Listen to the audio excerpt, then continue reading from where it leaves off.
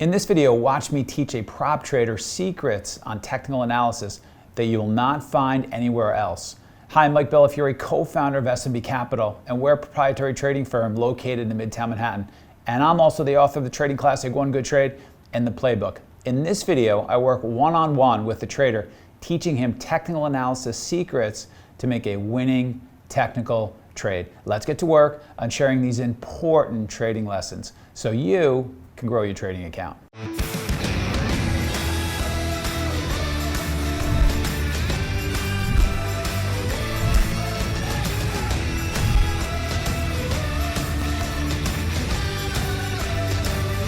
Okay, so this is a flag break across multiple time frames that's setting up on the 1, 5, 15 minute. There's a daily flag that's taking place. It's in a hot sector, and the goal is to be swinging half of this. It's on NIO in the EV sector, and this is taking place on 8/24/2020 to 8/26/2020. So game planning. There are two positions to take on this, and the first is taking the day one flag that we will go over.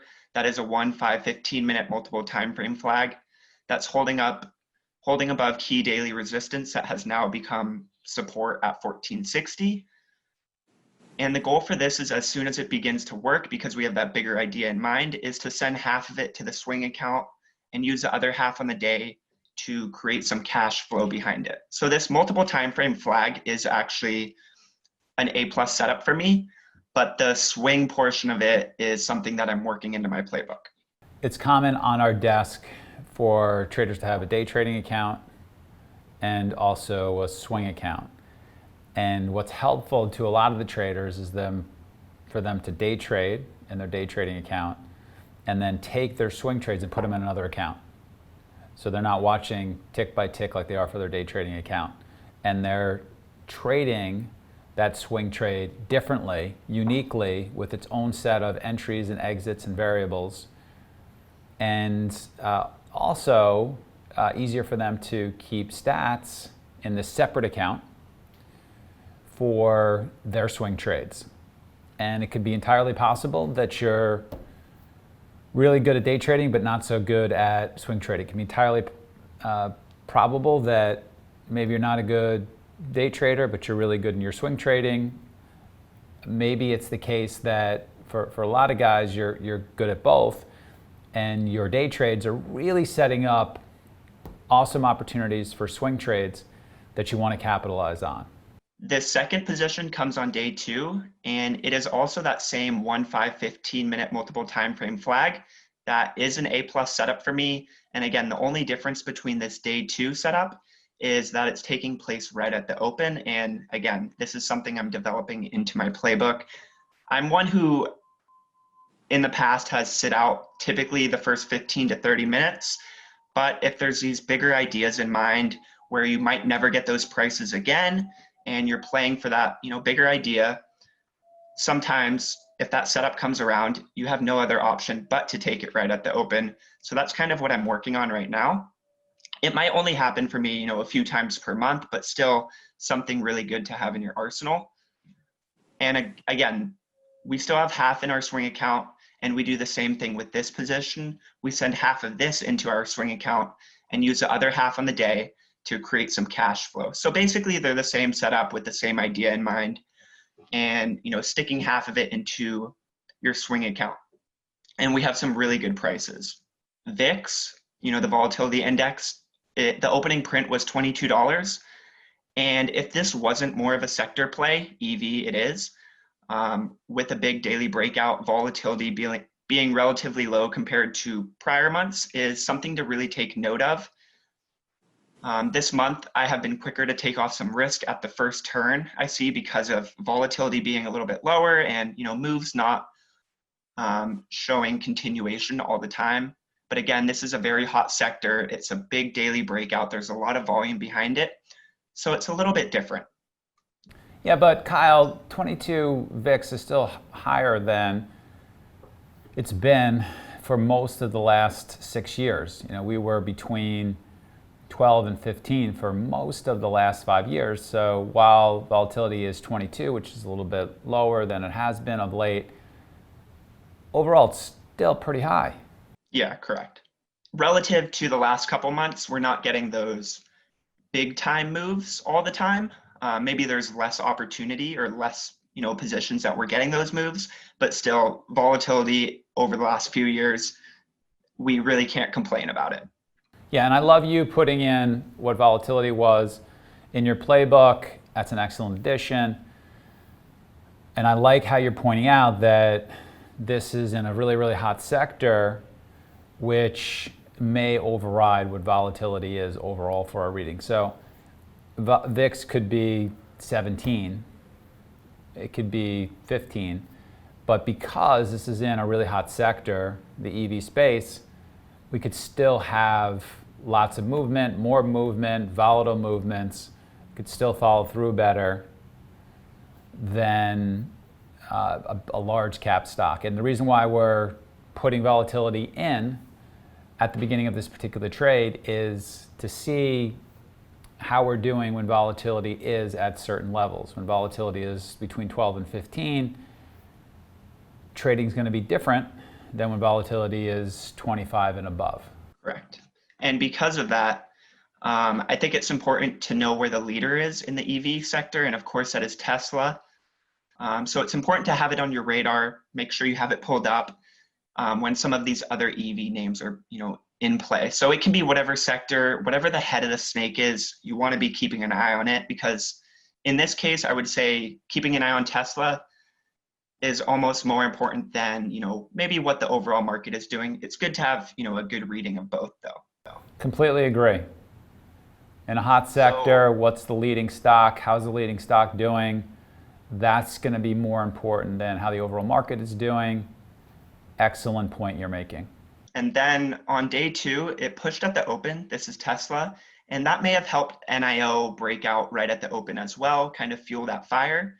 And all that is simply more confirmation. If you want to learn 3 real-world setups that our traders use, including the simple setup that we teach all of our new traders and the setup that turned one of our traders into a 7-figure big money earner, check out the free webinar that we're currently running. Just go ahead and click the link that should be appearing right now at the top right-hand corner of your screen. That's going to open up this free registration page in the new window. So don't worry, you're not going to lose this video. You're going to learn more in a couple of hours from this trading workshop than from years of online education. So the fundamentals, NIO Limited, they design and develop high-performance electric vehicles. Tesla has been leading the pack in EV, breaking out to new all-time highs, and has a split coming up at the end of the month, very soon, the next couple days. EV names are certainly in play. There's a technical setup. It's a daily flag. It's a setup that I'm very comfortable with. And there's eager people who miss Tesla looking for alternatives. People who really didn't capture the meat of the move on Tesla, they're looking at some of these alternatives. And we're going to go over at the end how to kind of scan for those or screen for those at night. So it's in a hot sector. There's a technical breakout across multiple time frames, high institutional ownership, relatively high short float, and that can equal fuel to the fire. It doesn't always need to be a simple independent news catalyst. And we really didn't, from what I came across, we really didn't have that on NIO.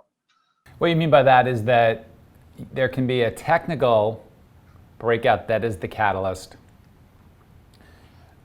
or there can be a news catalyst in of itself that can be the catalyst. It doesn't always have to be the news catalyst for something to be super in play.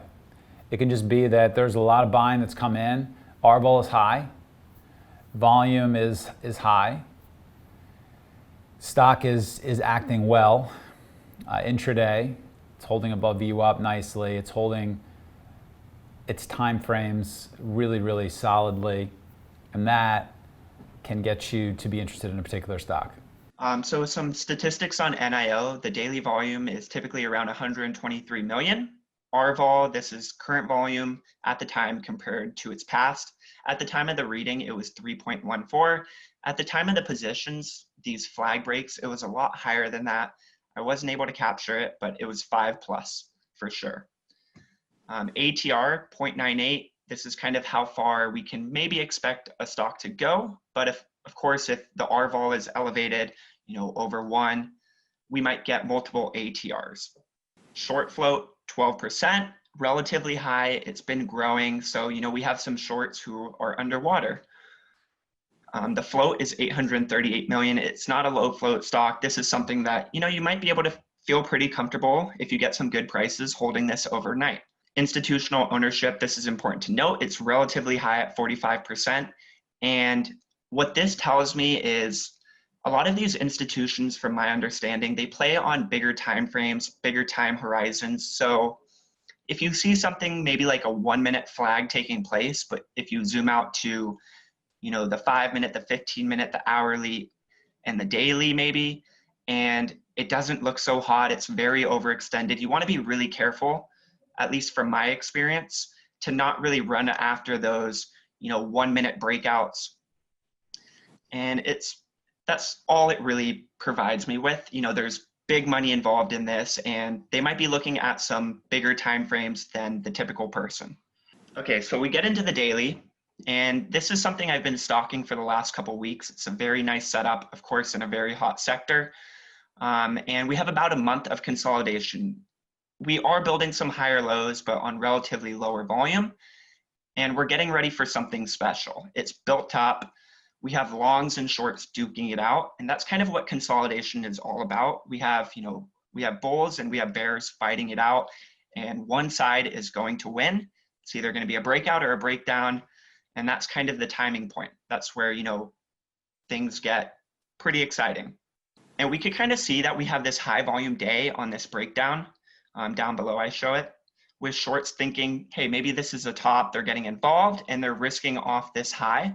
There's a good possibility some bigger time frame players maybe took this breakdown and they're risking off this high. So, if we consolidate, build some higher lows and then break over that level, well, a lot of them are going to be cutting. They're going to be forced to pay up. We're going to have a lot of longs looking at this, getting involved as well. We see an increase in volume starting to come in when we do build some higher lows and when we break out.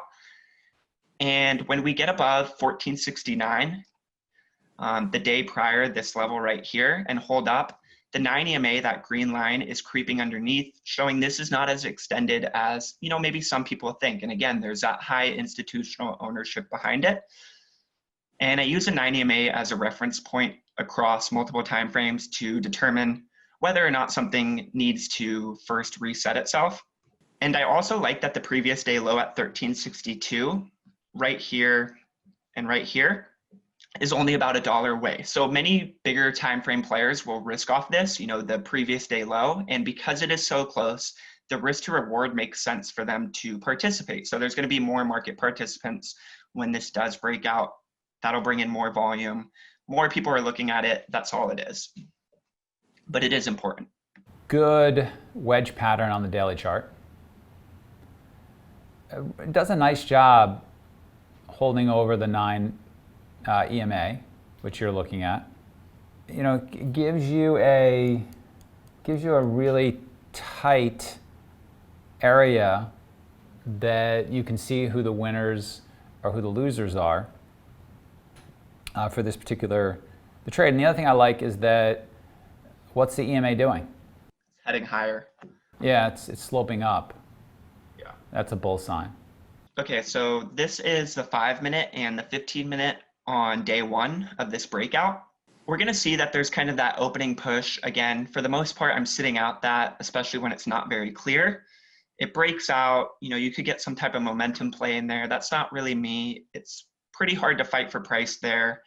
We pull back in, and I know quite a few people who are buying these dips. Now, and that one thing that strikes me as should be next or should have come before, and maybe you're going to talk about a little bit later, is a chart of how Tesla has done recently.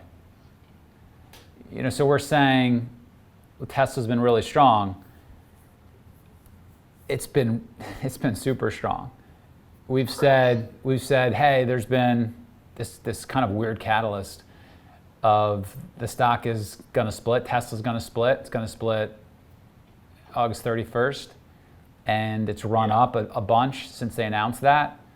It hasn't just been strong. It hasn't just run up. I mean, it's vertical. I don't want to say it's parabolic, but it's near parabolic. I mean, it's been unusually strong, unusually steep to the upside.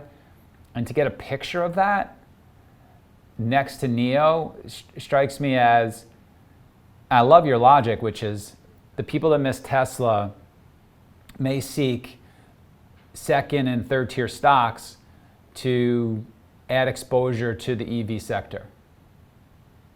Perfect sense, spot on, 100% correct, great thinking. And so to have that picture of how much Tesla has run up, and for you to include that in your playbook, places in your mind when that does break out, when it's holding up on the 1, the 5, the 15, the 30-minute charts, whatever it is that you use for multiple time frames. And here you're using the 1, the 5, the 15. Other people may expand that to the 30, maybe to the 60-minute. There's no right answer to that. That's a personal preference. That's going to make me way more optimistic that if I see something holding up in the 1, the 5, the 15, that I ought to buy it and it's going to work. Because of how well Tesla traded, because of how steep it is, and to be specific about what that picture looks like. Does that make sense? Yeah, I'll definitely add that down the road in the next idea that's similar. Okay, so I'm taking the flag break at 1471 with risk off 1464. And this is an A+ setup for me. Again, it's that 1, 5, 15 minute. It's a little bit extended on the hourly, and that is something I'm looking at as well. But this is a pretty good setup for me. This is an A quality setup. And it's also above key daily resistance at 1460. It was kind of that line in the sand. We could kind of see we broke down from there earlier. We got back above. Quite a few people are underwater. And that daily resistance has now become new support, and it's holding quite nicely. So nice tight risk that we're able to take on this. And I'm fine with hitting out of this if it doesn't want to work out right there. Maybe it works out later. But you can see that the goal is to sell 1/3 of half of my position on the first turn.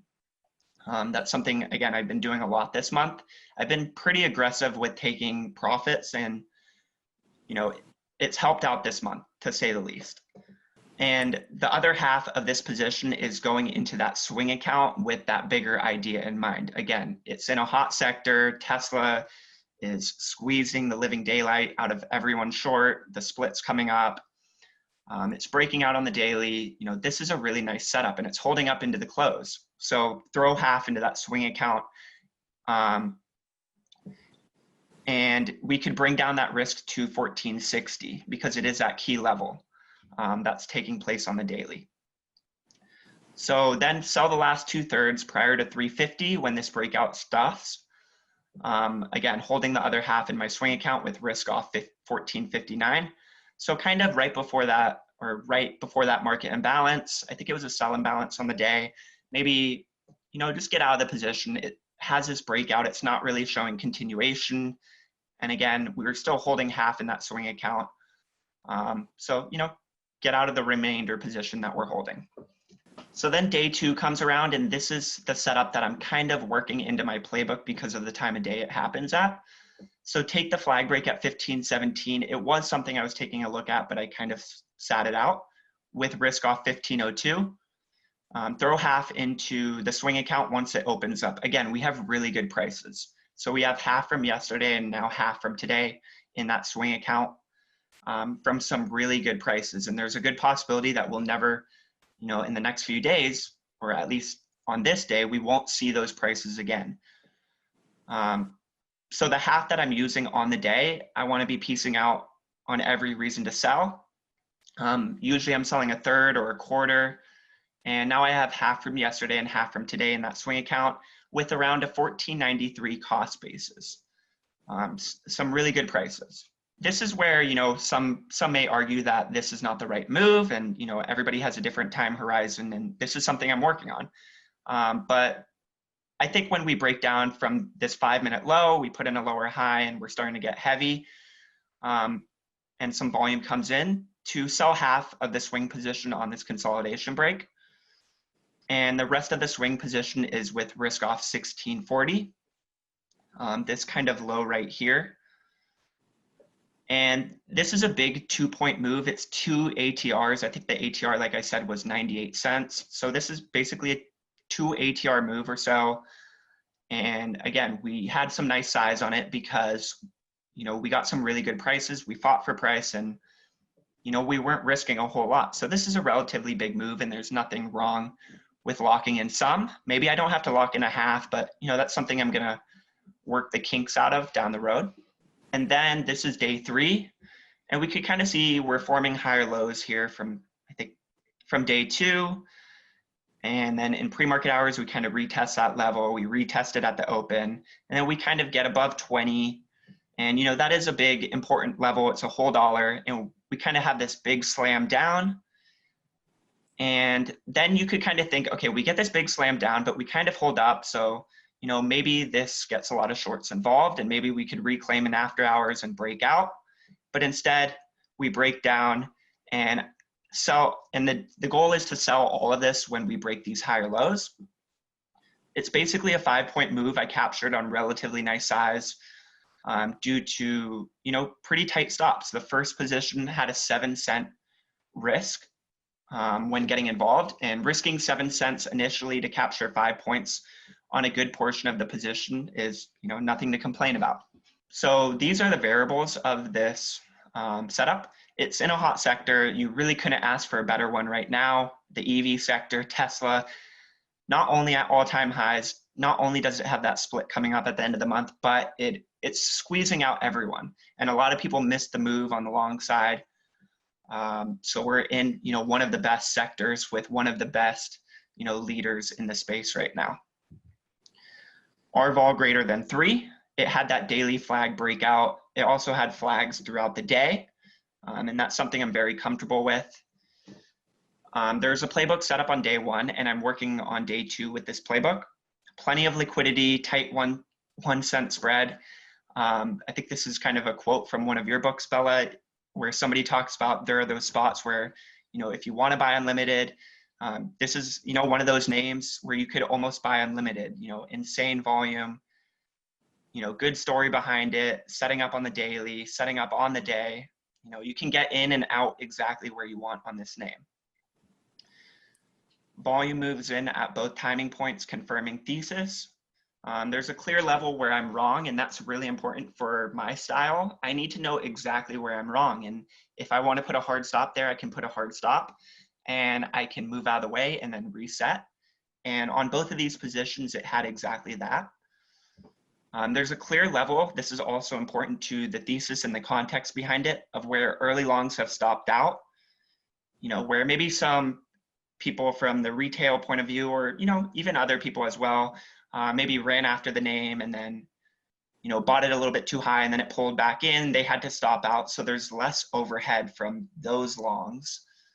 And then also knowing where shorts are stuck across multiple timeframes and where they are risking. And where they are risking is that timing point where I want to be getting involved, because you should see immediate resolution and you should see it, push away from that price rather quickly. And that'll keep, your MAE pretty low. So, if you go in risking on one of these flag breaks and it works right away, you really shouldn't go down on the name a whole lot, if any. And that is important to my style. Yeah, and I'll just share that one of the traders, you talked about liquidity, that there being plenty of liquidity. One of the traders at the firm was long more than 300,000 shares, just to sort of use a number, and just to give you something to think about. Yeah, and I want to go back, if we can go back to your intraday charts, a couple of things. You want to have, so you're saying basically this is holding up on the 1, the 5, the 15 minute. That's my trade. Yeah. I need to see charts where the 1 minute is holding up, where the 5 minute is holding up, where the 15 minute is holding up, and for you to be showing me where you're going to be entering because the 1, the 5, and the 15 minute charts are holding up. Yeah, that makes sense. And it makes sense for your learning because there's a large difference between you going through this exercise and having done that work. The 1 minute held up, this is what it looks like. The 5 minute held up, this is what it looks like. The 15-minute held up, this is what it looks like. And you put that together, you go over it again, you're visualizing in your head what you want to see for a 1, a 5, a 15-minute flag hold. Next time you see that particular setup, it's going to be so much easier for you because you have that picture in your head of the 1, the 5, the 15-minute all aligning. As opposed to here, which is you don't have that. So that's number one. The second thing is, for this particular trade, particularly 2-day, 3-day trades, you need to have a chart that overlays how NIO is trading in conjunction with Tesla. Is there something that you can learn based on how NIO should trade based on the way Tesla was trading? When Tesla pulls in, what does NIO do? When Tesla makes a new high, what does NIO do? Is there a lag between a new high in Tesla and what NIO will do? Are there clues to how Tesla's trading? Okay, the head of the snake, as you said, the leader, that can help you trade NIO. So you need to overlay a chart of that in here. Because you're going to see that, Kyle. You're going to see certain commonalities between when there is something that's real hot, when there is that head of the snake that's real hot, and then the second tier and third tier stocks start to go. And you'll be able to add some risk pretty easily just based on what you've observed as to how Tesla trades first and then how NIO reacts. There'll be some real easy money. I mean, there'll be some real easy money along the way, some scalps, some ads that will make this trade a good 20% more profitable just by doing that. Yeah, and I actually saw quite a few people at the firm. They were talking about how they were buying these dips on NIO, and maybe part of that is because they were keeping maybe a little bit of a closer eye on Tesla, and seeing that it was holding up and breaking out. So that is definitely something I need to add to this playbook. Okay, so we're on reading the tape, and I don't have the tape on this. I was in a few other positions at the time. But it's kind of like any other flag break, maybe a little bit more powerful on both setups that are working. Shorts are being forced to cover at the timing point, that lower high break of every flag, and longs paying up. And that brings in volume from both sides. And these flag breaks I've taken for the last few years, and it's pretty clear what you want to see. You want to see that breakout on big volume, and you want to see it get away from that price really quickly. And that is kind of confirming that idea. And on every single pull-in, you kind of want them to be higher, building those higher lows. And, they could be slow, they could be fast, but they should be on lower volume. After breaking out, followed by buyers coming back in, at every single breakout. So on every pull-in, if there's a lot of shorts. Have you ever thought about building something visual for yourself? To determine how strong the tape is. So, all right, I'm watching 4 or 5 things at the same time. I can't watch NIO tick for tick. Can I use my technology skills to give myself a visual map of when the tape is a lot stronger? For example, we've talked about this in the past. You can build a filter and it can tell you the percentage of volume that's done on the offer, the percentage of volume that's done on the bid, and if the percentage of volume that is done much more on the offer, does that give you an edge? And that's an idea for you, but you should think about using your technology skills to grade how strong the tape is overall. And I would say on these, you do want to see that offer a lot heavier than the bid on the breakout. So that is something that I should, add to a filter or my tape. So that's something I could certainly add this week and work on. So how could I have done a little bit better on this, or I guess a lot better? Continue to playbook this setup until I have a big enough sample size to start taking it with a sense of comfort. Personally, I don't like executing positions until I have a playbook backing the setup. Now, the day one is a setup that I should have taken. It is a playbook setup for me. And kind of a reference to this is I used to play baseball, and it's almost like hopping on the mound, and in a big game, you all of a sudden, decide to throw a knuckleball when it's not in your arsenal. I don't really like executing positions that I don't have in my playbook as of yet. So that's kind of what this exercise is about. And that is why I'm adding this and, getting more sample size until I'm more comfortable with it. And then I could take it, pretty small until I feel more comfortable. What position did you play in baseball? I was a pitcher. Yeah, it's so interesting. So my son, who's 7, is taking personal pitching lessons and personal hitting lessons. And, as you know, I pitched in college. And so that was a big part of what I did when I was a kid. And I love your point about, hey, we're just trying to get better. I am just struck by some of the things that I did not do when I was a pitcher that Luke is being taught to do right now at 7. And I mean, the other day I was watching the lesson. He has these 30-minute lessons, one-on-one, and they start by going over the mechanics of throwing. And you and I will talk about this in person because this is so insider baseball. But there's literally something that I did not do when I was a kid, that when I watch Luke's instructor teach him how to get in a starting position for pitching, that I just literally can't believe that I never did. Yeah. I just can't believe it. And it would have added 3 miles an hour to my fastball if I had done what Luke is being taught to do. And so, yeah, I mean, these things are, getting this stuff down is super important. Will make you a lot better. Made me want to, I was like, I can't believe I did not think of that. Like, how could I possibly have left that out? So things like this really do matter.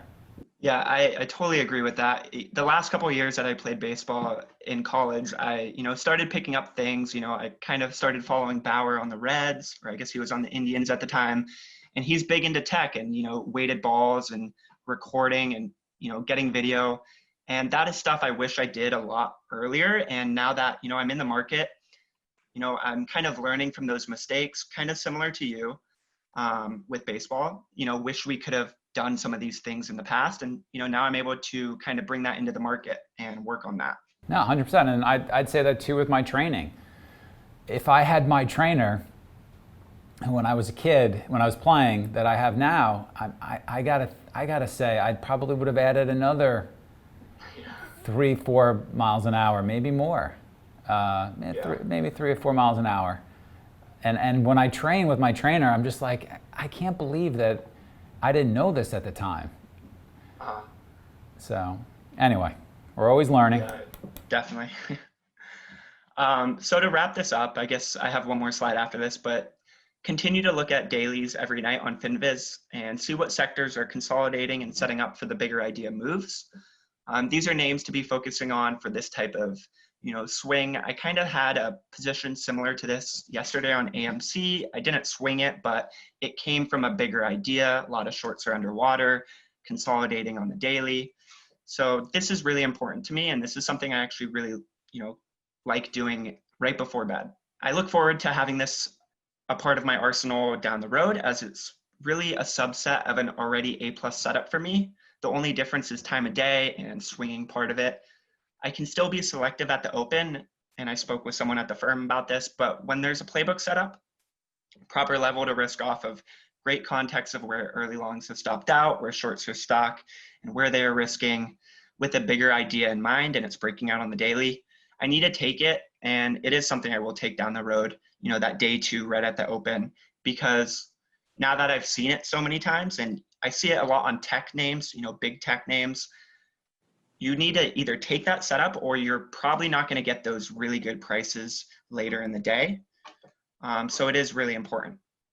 And maybe, again, it might only happen a few times per month for me, but that's still going to add to the bottom line. And the final thing to note is, holding a portion overnight has never really been a part of my playbook, and a position I take maybe more than once or twice per year due to where I live. It means waking up at around 3 in the morning here in California, even a little bit earlier, as opposed to 5 to 6 when I move to a different time zone. You've had to pass on this in your playbook due to it ruining your sleep and how you perform the next day. And Bella and I have talked about this a little bit. It's going to be a lot different once I move. But it is important to note, there was a part earlier in my career where I thought, I wanted to swing a lot more names, and, my time zone wasn't really conducive to that.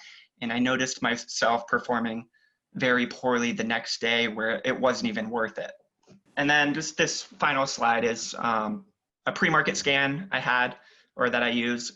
And basically what it's telling me is that the 90 MA on the hourly is tucked up underneath. It's up more than 5% in the last 5 minutes.